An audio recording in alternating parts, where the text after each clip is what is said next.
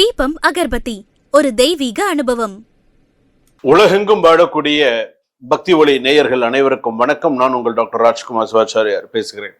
தற்பொழுது நாம் பார்க்கக்கூடிய ஒரு விஷயம் என்ன அப்படின்னா, எல்லாருக்குமே கோவிலுக்கு போறோம், வீட்டுல இருக்கோம். விளக்கு ஏத்துறது அப்படிங்கிறது ஒரு தனி மகத்துவம். பெண்கள் முக்கியமா எடுத்துக்கோங்களேன். பெண்கள் எத்தனை இடத்துல விளக்கு ஏத்துறீங்க? கோவிலுக்கு போறீங்க, விளக்கேத்துறீங்க, வீட்டுல விளக்கேத்துறீங்க, கோவிலுக்கு போனா எப்படி விளக்கேற்றணும்னு ஒரு முறை இருக்கு, அது மாதிரி விளக்கேத்துறீங்க. ஆனா இந்த விளக்கு ஏத்துறதுலயே பாத்தீங்கன்னா நிறைய விஷயங்கள் இருக்கு. என்னென்ன திரி போட்டு நம்ம விளக்கேற்றணும், எப்படி விளக்கேற்றணும், குலதெய்வத்துக்கு நம்ம எப்படி விளக்கேற்றணும், குலதெய்வத்துக்கு என்ன திரி போட்டு நமக்கு விளக்கேற்றினால் நமக்கு நன்மை. இப்போ ஒரு கோவிலுக்கு போறோம், ஒரு நெய் விளக்கு கொடுங்கன்னு ஒரு 5 ரூபாய் கொடுத்து ஒரு நெய் விளக்கு வாங்கி ஏத்துறோம். அவ்வளவுதான். அது என்ன திரி நம்மளா எடுத்துட்டு போனோம்னு நமக்கு தெரியும். இது என்ன திரி நம்ம வாங்கி யூஸ் பண்றோம். மஞ்சள்ல திரி இருக்கு, சிகப்புல திரி இருக்கு, பைரவருக்கு போடுறோம். ஒவ்வொரு விஷயமும் நம்ம பண்றோம். அப்போ அந்த திரி நம்ம விளக்கி ஏத்துறது அப்படிங்கிறது அது ரொம்ப ஒரு சிறப்பான ஒரு விஷயம். ஒண்ணும் இல்ல, எப்போதுமே நீங்க இந்த பஞ்சு திரி அப்படின்னு சொல்றோம் இல்லையா, அது பாத்தீங்கன்னா தினசரி நன்மை. யார் ஒருவன் வீட்டுல பஞ்சு திரி போட்டு விளக்கேற்றி முத்து மாதிரி எரிய வச்சுட்டு அந்த விளக்கை ஏற்றி வச்சுட்டு போறானோ அது மிகவும் சிறப்பு. அன்னைக்கு முழுக்க வாழ்க்கையில நல்லா சிறப்பா இருப்பான், அமோகமா இருப்பான். எனக்கு கல்யாணம் தடங்கள் ஆயிண்டே இருக்கு சார், எனக்கு கல்யாணம் கூடி வர மாட்டேங்குது சார், கிட்ட வருது தடங்கள் ஆகுது சார், நிறைய தடங்கள் ஆகுது சார், எனக்கு பாக்குறாங்க சார், ஆனா வேற ஒருத்தவங்களுக்கு அது முடிஞ்சிடுது சார், எனக்கு பாக்குற பொண்ணு வேற ஒருத்தனுக்கு முடிஞ்சிடுது சார், வேற ஒருத்தருக்கு பாக்குற பையன் வேற ஒரு பொண்ணுக்கு முடிஞ்சிடுது சார். இதெல்லாம் நிறைய பேர் நம்ம கேட்கலாம். அந்த மாதிரி உனக்கு வரும்பொழுது நீ மஞ்சள் திரி பயன்படுத்தி கொள்ள வேண்டும். மஞ்சள்ல நீ பயன்படுத்திக்கிட்டால் உனக்கு நல்லது. அதே போல நீங்க அந்த சிகப்புல நீங்க ஒரு திரி ஏத்துறது அப்படின்னு நீங்க சொல்லக்கூடியது குழந்தை பாக்கியம், தீர்க்க சுமங்கலியா இருக்கிறது. இதெல்லாம் நீ சிகப்பு திரியை பயன்படுத்தி கொள்ள வேண்டும். சில விஷயங்கள்லாம் நீ இப்படிதான் பயன்படுத்தணும்னு இருக்கு, அதெல்லாம் நீ பயன்படுத்தணும். அதே போல தாமரை தண்டு மகாலட்சுமி கடாட்சத்தோட நீ இருப்ப. தாமரை தண்டு திரி மகாலட்சுமி கடாட்சம் அப்படின்னு சொல்லுவோம். அதே போல பாத்தீங்கன்னா ஒரு சில திரிகள் எல்லாம் பாத்தீங்க அப்படின்னு சொன்னா அந்த நெய் தீபம், அதுலயே அந்த நெய் தீபம் ஏத்துவது அவ்வளவு ஒரு சிறப்பு அப்படின்னு சொல்லுவாங்க. குடும்ப மேம்பாடு. அந்த ஒவ்வொரு திரிக்கும் பாத்தீங்கன்னா அந்த தெய்வ வழிபாடு, தெய்வம் இது உண்டு. நான் இன்னைக்கு ஒரே ஒரு விஷயம் சொல்றேன். இன்னைக்கு கோவிலுக்கு போனா நீங்க ஒரு சுவாமி கிழக்க பார்க்க இருக்கு, நீங்க சாமியை பார்க்க மேற்க பார்க்க ஏற்றி வச்சுட்டு வந்துருங்க. இது சிறப்பா? உங்க வீட்டுல நீங்க எப்படி விளக்கேத்துறீங்க? கிழக்க பார்க்க தானே அந்த வீட்டுல விளக்கேற்றி வைக்கிறீங்க, வீட்டுல கிழக்கு நோக்கி தானே அந்த தீபம். ஆனா கோயிலுக்கு போனா நீங்க எப்படி திரும்ப ஏற்றி வைக்கிறீங்க? சாமிக்கு நேரா, சாமி கிழக்க பார்க்க இருக்கும், நீங்க சாமியை பார்த்து தான் ஏற்றி வைக்கிறீங்க, ஆனா அது மேற்க பார்க்க ஏற்றி வைக்கிறீங்க. ஒண்ணு நீங்க வடக்க பார்க்க ஏற்றி வைக்கணும், அல்லது கிழக்க பார்க்க ஏற்றி வைக்கணும். இதுதான் சிறப்பு. ஆனா இதை நம்ம செய்யறோமா? கோயிலுக்கு போறோம், ஏதோ ஒரு மனசு நமக்கு, ஏதோ ஒரு மனசு, ஏதோ ஒரு விளக்கு ஏற்றி வைக்கிறோமா, ஏதோ மனசு சாமி கும்பிட்டோமா வந்தோமான்னு இருக்கு. சில பேர் மட்டும்தான் அதை கரெக்டா பண்ணும். வடக்கு திசை நோக்கி அந்த தீபம் எரியணும், இந்த இறந்தவர்களுக்கு முன்னோர்களுக்கு ஏற்றக்கூடிய தீபம் தெற்க பார்க்க ஏத்தணும், கிழக்க பார்க்க ஏத்தணும், மேற்க பார்க்க ஏத்தக்கூடாது அப்படிங்கிறது. ஒரு குத்து விளக்கு ஏத்தனா பிரச்சனை இல்லை. அது 5 இடத்துல இது பஞ்சபூத சக்தி, 5 இடத்துல அது எரியும், நின்று எரியக்கூடியது, அது வேற. ஆனா நீ ஒரு கோவிலுக்குன்னு போனா நீ இந்த மாதிரி நீ செய்யும்போது அதை நீ பர்ஃபெக்டா செய்யணும். அப்பதான் அது உனக்கு சிறப்பு.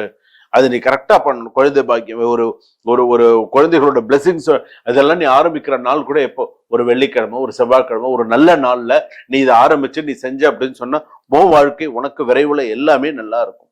ஒரு குத்து விளக்கு ஏத்துறதா இருந்தா கூட மஞ்சள் திரி போட்டு நல்லா அழகா விளக்கேத்து. அப்போ உனக்கு எல்லாமே உனக்கு சக்சஸ்ஃபுல்லா, உன்னுடைய யோகம் அமைப்பு எல்லாமே சக்சஸ்ஃபுல்லா இருக்கும். அதாவது இந்த ஸ்பிரிச்சுவல் வழிபாடு, அந்த தெய்வ வழிபாடு அப்படின்னு சொல்லும் போது நீ விளக்கு ஏத்துறதுல நான் உனக்கு ஒரு சில விஷயங்கள் சொல்லித்தரேன். நீ என்னைக்கெல்லாம் விளக்கு ஏற்றும் வீடு இருள் எட்டாது. நீ எப்பெல்லாம் வீட்டுல தீபம் கையினால ஏத்தி வைக்கிறியோ இருள் எட்டாது. அந்த இடம் எப்போதுமே சுபிக்ஷமா இருக்கும், தெய்வ கடாட்சத்தோட இருக்கும். நெய் விளக்கு நீ உன் வீட்டுல ஏத்துறன்னா மகாலட்சுமி நிரந்தரமா குடியிருப்பா.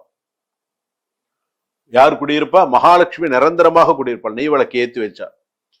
தினமும் விளக்கு, துன்பம் தூர போய்விடும். தினமும் விளக்கு ஏத்தணும், துன்பம் தூர போய்விடும். தினமும் விளக்கு ஏத்தணும். அதனாலதான் பெண்கள் காலையில குளிச்சுட்டு தலைக்கு இது பண்ணிட்டு உடனே சாயங்காலத்துல விளக்கு ஏத்துறது. திரி சரியானால் பலன் சரியாகும். ஞாபகம் வச்சுக்கோங்க. திரி சரியானால் பலன், உனக்கு அதுக்கு தகுந்த பலன் கிடைக்கும்.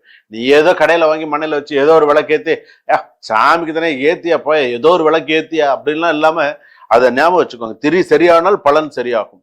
ஒளி இருக்கும் இடம் கடன் வராது. நல்லா ஞாபகம் வச்சுக்கோங்க. ஒளி எந்த அளவுக்கு தீப ஒளி உன் வீட்டுல இருக்கோ அந்த அளவுக்கு உனக்கு கடன் பிரச்சனைகள் குறையும். சில பேர் ஒரே ஒரு விளக்கு தான் ஏற்றி வச்சிருப்பாங்க, ஒரே ஒரு காமாட்சி விளக்கு தான் ஏற்றி வச்சிருப்பாங்க.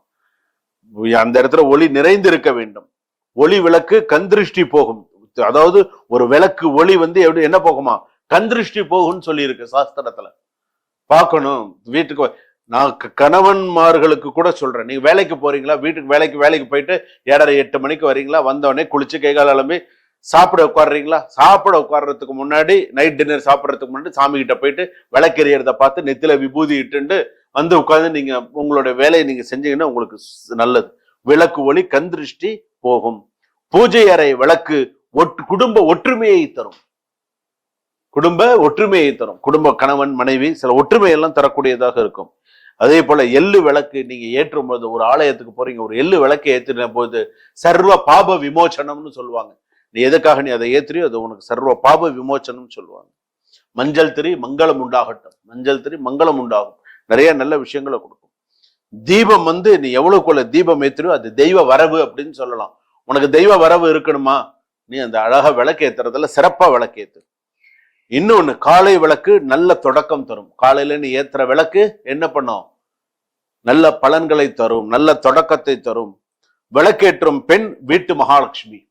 விளக்கேற்றும் பெண் வீட்டு மகாலட்சுமி. ஒளி அதிகம், அதிர்ஷ்டம் அதிகம். ஞாபகம் வச்சுக்கோங்க இதெல்லாம்.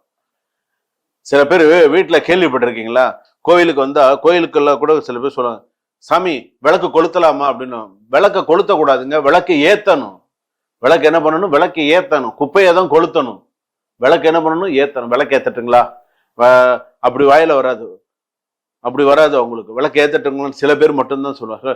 விளக்கு கொளுத்தட்டுமாங்க, விளக்கு கொளுத்தலாமா அவங்க அப்படின்னு சொல்ல தப்பு. அது வீட்டிலே கூட கணவன் ஆண்கள் கூட அப்படிதான், ஏன் இவ்வளவு நேரம் விளக்கு கொளுத்தாம இருக்க, என்ன கொளுத்துறது, என்னையா கொளுத்துறது, விளக்கு ஏத்துமான்னு சொல்ல மாட்டியா, கொளுத்துறது அப்படின்னு. என்னத்தான் கொளுத்துறது, குப்பையை தான் கொளுத்தணும். அது தெரிய மாட்டேங்கிறது சில பேருக்கு. என்ன சொல்றோம், என்ன பேசுறோம், என்ன சொல்றோம், அதெல்லாம் முக்கியம். இன்னொரு விஷயமும் நான் உங்களுக்கு நிறைய சொல்றேன். அணைந்த திரியை மீண்டும் ஏட்டாதீர்கள். ஒரு விளக்கு அணைஞ்செடுத்து தடிக்கு போயோ ஏதோ ஒரு விஷயம் நடந்துருச்சு, அணைஞ்ச திரியை திரும்ப விளக்கு. கிழிந்த திரியை வெட்டி, ஒரு திரியை 2ஆ வெட்டி 3ஆ வெட்டி அந்த மாதிரிலாம் பண்ணாதீங்க. கரும் புகை வரக்கூடிய அந்த மாதிரி இருக்கக்கூடிய எண்ணெயை தவிர்த்து விளக்கேத்துங்க. ஒரு சில விஷயங்கள், மரண வீடு சென்றால் கூட உடனே போய் விளக்கேத்தாதீங்க. எங்க மரண வீட்டுக்கு போறீங்கன்னு சொன்னா கூட விளக்கேற்ற சொன்னா உடனே விளக்கேத்தாது, கொஞ்ச நேரம் பொறுத்து பொறுமையா. அசுத்தமான இடத்துல விளக்கேற்ற வேண்டாம். திரியை வாயால் ஊதி, சில பேர் வாய ஊதுவான் வழக்க, அந்த மகா பாவம் அது. இன்னைக்கு சில கோவில்கள் விசிறி வச்சு அணைப்பாங்க, கையால அணைப்பாங்க, ஒரு புஷ்பத்தால் அனுப்பாங்க. சில பேர் வாயல் பிறந்த நாள் கொண்டாடினா கூட அந்த நெருப்பை பாத்தீங்கன்னா வாயில அணைச்சுதாங்க ஊதுறாங்க. அணைக்கவே கூடாதுன்னு சொல்றேன். இப்ப சில இடத்துல எல்லாம் ஒரே ஒரு விளக்கு ஏற்றி சாஸ்திரத்துக்கு 1ஆவது ஏற்றி வச்சு அந்த மாதிரி வாயில ஊதணும் அப்படிங்கிறது ஒரு கணக்கு வச்சிருக்காங்க. கோபத்தில் விளக்கேற்றாதீர்கள். கோபத்தில் விளக்கேற்றுறது, ஒரு மனசு சஞ்சலமா இருக்கும்போது விளக்கேற்றுறது, இதெல்லாம் ரொம்ப கஷ்டத்தை கொடுக்கும். கவனமா இருங்க. விளக்கு எரியும் இடம் வினை எரியும் அப்படின்னு சொல்லுவாங்க. அந்த இடத்துல வினை ஒண்ணு விட்டு ஓடி போயிடும். ஒளி உள்ள வீடு அமோகமாக இருக்கும். தீபம் ஏற்றினால் தீமை ஓடும். வீட்டில் விளக்கு இருந்தால் வறுமை வராது. அந்தி நேர விளக்கு ஆண்டவன் அருள் உனக்கு நிச்சயம் உண்டு. அந்தி நேர விளக்கு, சாயங்கால நேரத்தில் நீ ஏற்றக்கூடிய விளக்கு, அந்தி நேர விளக்கு, ஆண்டவன் அருள் உனக்கு எப்பொழுதுமே உண்டு அப்படின்னு சொல்லலாம். அதே போல இந்த விளக்கு ஏத்துறது, இந்த மாதிரி சொல்றது, இதெல்லாம் 1 2 5 7 9 இந்த கணக்குல எல்லாம் நீ தீபம் ஏத்தினா உனக்கு சிறப்பு. ஒரு சரியான திரி, ஒரு சரியான எண்ணெய் உங்கள் வாழ்க்கை முழுக்க சிறப்பான ஒளியோடு நீங்கள் வாழ்வாங்கு வாழ்வீர்கள். நல்ல அழகா இழுப்ப எண்ணெய் இருக்கு, நல்லெண்ணெய் இருக்கு, சுத்தமான நல்லெண்ணெய் இருக்கு, அதே போல இந்த எண்ணெய் இருக்கு, நெய் இருக்கு.